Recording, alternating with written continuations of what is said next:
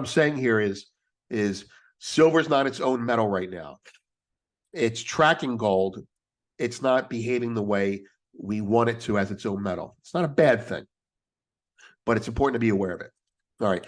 Gold remonetized and silver accumulated. Central banks are moving to remonetize gold. They're doing that. It's happening. Every time a bond gets sold, someone buys an ounce of gold. And that's what you hear about because that's the headlines. As much as the press hates gold, at least they'll talk about it. They won't even talk about silver. That's not an accident. Silver's too important. VinceLanci is a notable financial analyst and commentator known for his insights into economic trends. In this video, VinceLanci mentions that silver is closely tracking gold, lacking its independent behavior, overshadowed by gold accumulation by the central bank. The survey revealed that over 70% of respondents believed that central banks would boost their gold reserves in the coming year, while 24% stated their intention to purchase gold. Meanwhile, Lanci thinks China is aggressively stockpiling silver, driven by its solar panel industry and investment divisions. 2023 is forecast to be a record year for demand for silver from green energy and technology, based on factors that include the uptake of solar panel technology, investment in renewable energies, the rise of electric vehicles, and ongoing 5G cellular service upgrades. Furthermore, he also states that silver future isn't just about bonds, but if bonds decline and stocks get rocky, silver might face hurdles but could gain from Fed easing. Silver price extended a sell-off below the crucial support of $23 in the last European session. The white metal drops to near $22.80 as the US dollar and bond yields rebound sharply ahead of crucial US economic readings.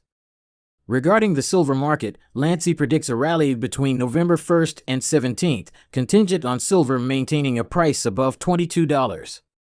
The metal has rallied about 11% from its October 4th low, hitting a 3-week high on October 20th as geopolitical concerns overshadow other market factors. Now, we present the clips of VinceLanci's insights from his recent video with Arcadia Economics. Before we continue to delve into this discussion, please subscribe to our channel and activate the bell icon for timely updates. Here's the silver market. It's the daily. Take a quick look at this. I want to manage your expectations here so you know what you're dealing with. This market could go as low as $22.20, and I don't care. Right? Below that, I get a little bit nervous. And I say, okay, why is it doing that? Because inside of this range, this is the market just trying to find out what it's worth. This is people disagreeing on what it's worth by pennies. Gets below here, people start disagreeing on what it's worth by dollars. So as long as we're in this range, you're fine. Keep in mind that this rally has been gold-led. That's not typical. Last year, last buy season, we had a silver-led rally, right? That was very nice, and you bought that.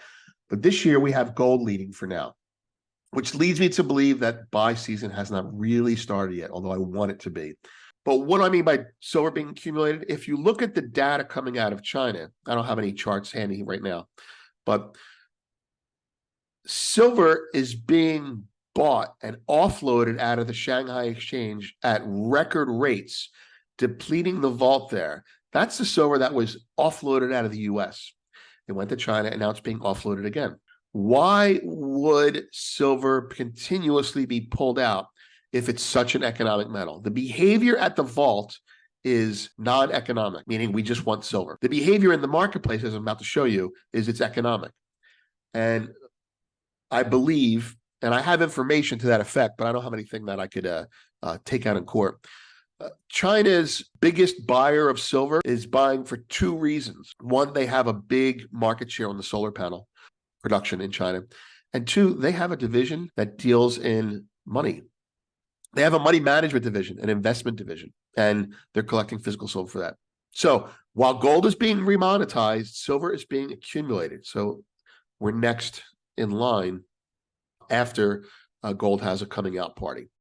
During the interview, VinceLanci discussed how CTA traders treat gold as a safe haven during crises, buying it and selling silver for margin advantages.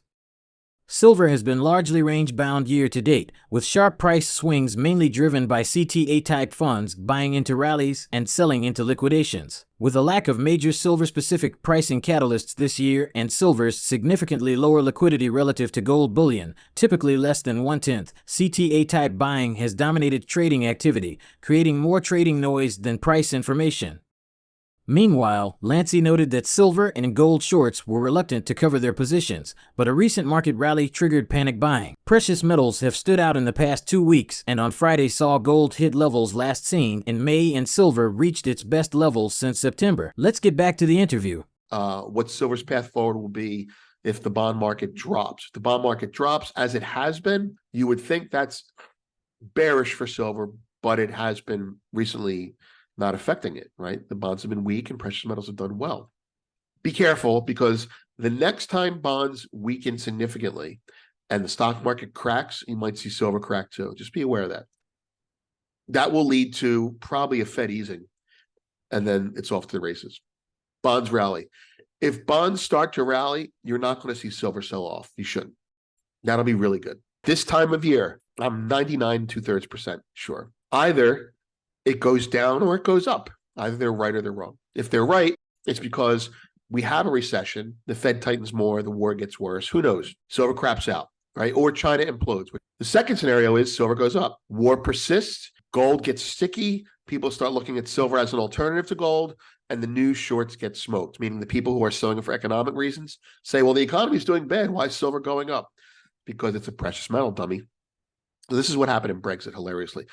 I think that's what's going to happen. So my story is, as long as silver doesn't crack $22 and spend a couple days down there, this market is set up to rally from any time between November 1st and November 17th.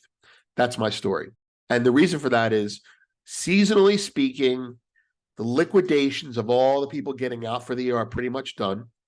Gold is about to be recommended. Silver is always implicitly recommended, but they never talk about it because it's too critical of a metal. And silver is going to be bought as well. Silver still has its rocket fuel. There's your title for this whole thing.